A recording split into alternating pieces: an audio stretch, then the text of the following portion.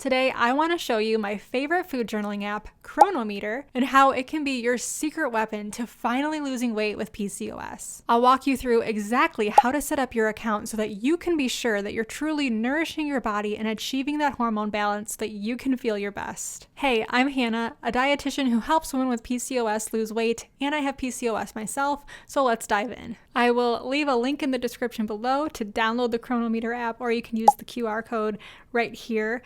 This video is not sponsored. It is an affiliate link, so if you do happen to use it, I'll get a small commission from that at no cost to you, so thanks for supporting the channel. But you can go ahead and click on that link or use the QR code to download the app. All right, so once you have your account, now we're gonna actually set it up to make sure that your nutrient goals are what you need. So if you go to your diary here, this is the default settings of what you'll see. First thing we're going to do is adjust the macronutrients to be what you need for weight loss for PCOS. So what you're gonna do is go to this More tab on the bottom right corner, click More. Then you're going to go to Targets, and then you're going to go to Macro and Energy Targets. This is where you can put in your macros. So not that I'm a huge advocate for like meticulously macro counting and all of that, but research has shown that the proper ratio of macros is 40% carbohydrates, 30% protein, and 30% fat. So that's what we're going to add in here. So for protein, we're just going to go to 30. So 30% of your calories will come from protein. It says net carbs. We're going to change this to be total carbs in just a second. So we'll go ahead and put that in as 40. And then for fat, you're going to leave that as 30. All right, and then you'll go to click on this Show Advanced Settings. You're going to scroll down. And this is where you'll see the carbohydrate settings. It'll be either net carbs or total carbs. We're going to change this to total carbs because honestly, we care about the total amount of carbohydrates. We're not going to play these games of trying to do net carbs. It's just one, too overwhelming. And second of all, when it comes to balancing your blood sugars and balancing your hormones like you want to do with PCOS, the total amount of carbohydrates is what's going to impact your blood sugar levels. Now, we will be tracking fiber and all that as well, which is essentially all net carbs is doing. It's also just putting into consideration the fiber count, but we're already going to be looking at fiber. So there's just no reason to try to do these nutrition gymnastics and try to cheat the system or whatever it is. So don't worry about net carbs. We want to look at the total carbs. So change it to that. All right, so now that we've set up your macros to be what they need, now we're going to set up the key micronutrients, which is a really cool feature that Cronometer has. And so for that, we're going to click back to Targets, and we're going to click on Nutrient Targets. So open that up, and then you're going to go down here to Selected Highlighted Nutrients. You're going to open up that, and then you'll see there's already 8 default nutrients that it tracks. So we're going to change a couple of these. We're going to leave fiber because fiber is an important one that we want to monitor. This is really going to be crucial for our blood sugar balance, for controlling hunger, for sustained energy levels. So we're going to keep that. The next one we're going to do, we'll change iron. Scroll down to vitamin D. So that's a really important one to be monitoring for PCOS. Vitamin D, a lot of people don't realize it. It's, yes, a nutrient, but it's also a hormone. So really important for balancing your hormones. And studies have shown that a lot of women with PCOS have a vitamin D deficiency. And vitamin D is really important for supporting mood, for supporting your energies, and also for supporting that hormone balance. So really important to be watching our vitamin D and making sure we're getting enough of it. And the next one, we're going to change calcium. This one we're going to change to, might have passed it, nope. Went too far. We're going to go to omega-3. So we're going to make sure to track our omega-3 intake. Omega-3 is just such a powerhouse nutrient when it comes to reducing inflammation, which is another huge part of PCOS.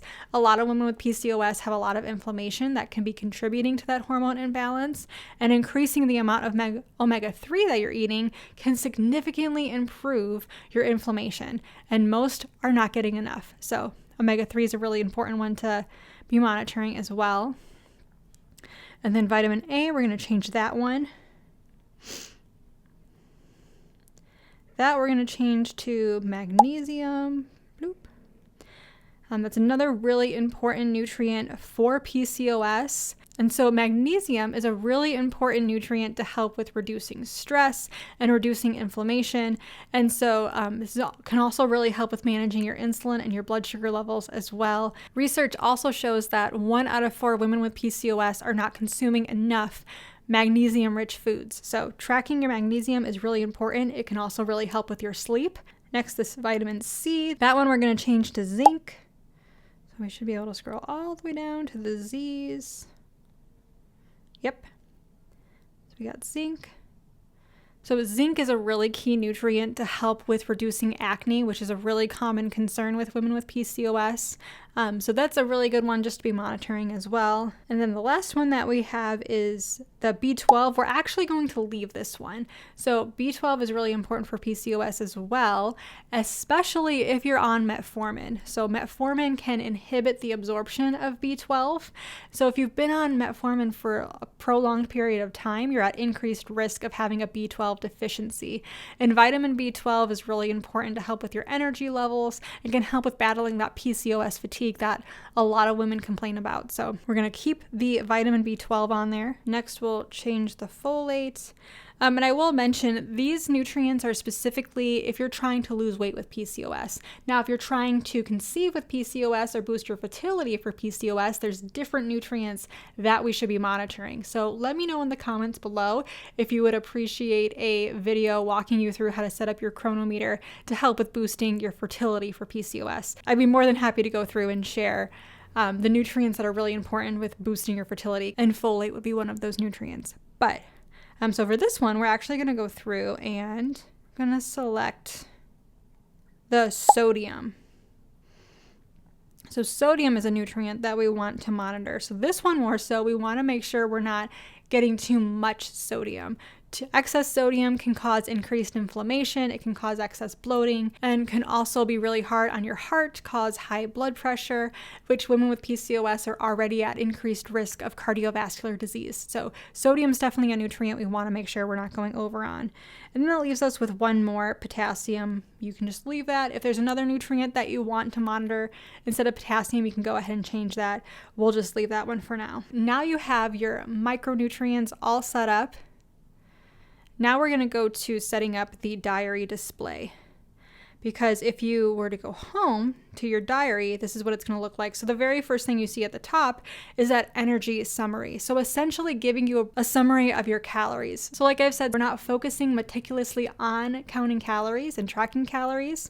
And the very next page gives you an energy breakdown as well. So we're actually going to turn off that energy expenditure, energy summary on there. But if you just flip through, so you'll see the macros, energy, protein, carbs, and fat. And then we're going to go through, there's your highlighted nutrients. So you'll have your fiber, your vitamin D, your omega-3, your magnesium. And then the very last page shows all your targets. And if you upgrade to that Cronometer Gold, it'll show you all your nutrition scores, which is pretty cool.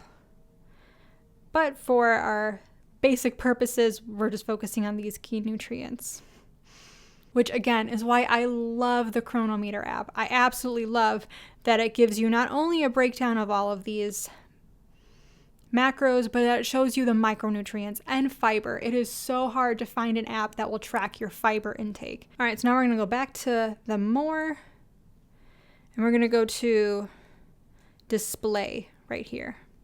So if you go to the display, we're going to turn off this show energy summary. So that's going to get rid of that 3 circles as that main page. So now I'll show you how to make sure you have that nutrient breakdown per meal. So for this, you're going to go down to diary settings and go to show group subtotals. And you're going to want to make sure that macronutrients is selected. So it'll be defaulted to none. You want macronutrients. So this way you'll be able to see the macro breakdown for each meal, which is super beneficial. And if you remember from any previous videos, if you've watched them, for PCOS, some really good ranges to go for a really balanced diet is to try to have 25 to 35 grams of protein at each meal, and to try to stick to 45 to 60 grams of carbs at each meal and not go over that. So that macronutrient breakdown helps to make sure that you're falling into those ranges. Okay, and then the next thing we're going to do, so you'll see down here, it does have snacks. So you have breakfast, lunch, dinner, and snacks. So it kind of groups all your snacks together. I like having it to where there's different, like specific snacks, like snack 1, snack 2, midday snack, or mid-morning snack, mid-afternoon snack, whatever that might be, just to help make sure that we can see those specific nutrient breakdowns as well. So a good range for snacks is to try to get 10 to 20 grams of protein and to stick to 15 to 30 grams of carbs. We're going to go back to display. Then we're going to go to diary settings. Then we're going to go to diary groups right here. So they're going to expand that drop down. And then for snacks, so for that, I'm just going to change to snack. Capitalize that because I like everything being the same. Snack 1. Then we'll also add another group, snack 2, and make sure that's turned on. And once again, you can have that be, mid-morning snack, mid-afternoon snack, whatever you normally do. And I will say, typically with PCOS, a good rule of thumb is to try to stick to just 3 solid meals a day and try not snacking too much, just because this can help with lowering our insulin levels in between meals. If we're constantly eating throughout the day, our insulin is going to constantly be elevated. And so I typically tell my clients, if you're finding you're needing snacks often throughout the day, you're probably not eating enough at your meals. Not that snacks are bad. Every so often, we might need a snack in the day to help tie us over. So not that snacking is bad, but I just often encourage my clients, if they're finding they're needing a snack every day or snacking constantly, then it's probably because they're not eating enough at their meals. So, all right, so now let's walk through how to log your meal. So we're going to log our breakfast. So I'm going to go ahead and log one of my favorite breakfasts, which is overnight oats. So to log a meal, you can either use the little orange plus sign down here, but I like to add it specifically in the different meal because otherwise it'll go under uncategorized. So I go to breakfast, you just click the little plus sign next to the breakfast, and I'll click add food. So then for overnight oats, we'll just do Quick Oats. And we have the Walmart brand, so we'll do, and we have Quaker. So, Quaker dry oats. And then for serving size, we're going to go to half a cup. So it was half a cup of oats, add that. Then we'll add a scoop of vanilla protein powder. We used IsoPure vanilla. IsoPure, silly autocorrect. IsoPure, let's see, creamy vanilla. And 1 scoop of that, so we'll add that. Also add Fairlife whole milk. It's about half a cup of that, so we'll go ahead and change that to a half cup. Add to diary. Then we'll add chia seeds. Usually we add a tablespoon of chia seeds. Right there. Change the serving size to tablespoon. We'll just add 1.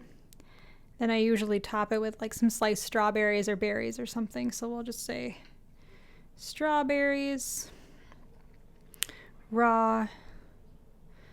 We'll say it was 4 large strawberries. Sure. Ooh, and actually I'm going to go back. I usually only use a half a scoop of the protein powder. I forgot. Sometimes I might do a little bit more, but sometimes I feel like it's too much. So usually I just use a half a scoop. So we'll change that. So there you go. So we logged the breakfast meal and you can see that breakdown, which is so cool. So it's got 27 grams of protein. So it has at least that 25 to 35 grams like we want. For carbs, it's 40 grams, between that 45 to 60 grams. So a little bit lower on the carbohydrates. But Once again, it's not an exact science. It might be more carbs depending on the strawberries and all of that. Sometimes I add, some bananas to it, so it evens out a little bit. So there is logging your breakfast. So now I want to show you how to log your food using the barcode scanner feature. So I'm going to show you using this Premier protein drink that I've been sipping on while recording these videos. And so it's really cool because there's a barcode scanner on this carton. So all we're going to do, we're going to put it in as one of our snacks. So I'm going to go to add, scan barcode. It's going to ask if you want to allow Cronometer to use your camera. You're going to say allow. And then it's going to, there we go. Super simple. And there we go. It comes up with the Premier Protein Shake, and we'll just add that to the diary. So now we have that logged in there as well. The barcode scanner is a super easy way of being able to log your food as well. But I find that Cronometer has an awesome database of food and products. Like even with our local grocery store, like the store brands, it'll have it in here, which is pretty impressive. So now you are all set up with your Cronometer app to be able to really take charge of your nutrition and really be able to eat balanced without restriction. And so hopefully you found this helpful. Let me know if you have any questions or any difficulties as you're going through this. And if you're looking for even more PCOS weight loss tips, be sure to check out this video right here. Thanks so much for watching. Remember to nourish yourself with grace, and I'll catch you in the next one.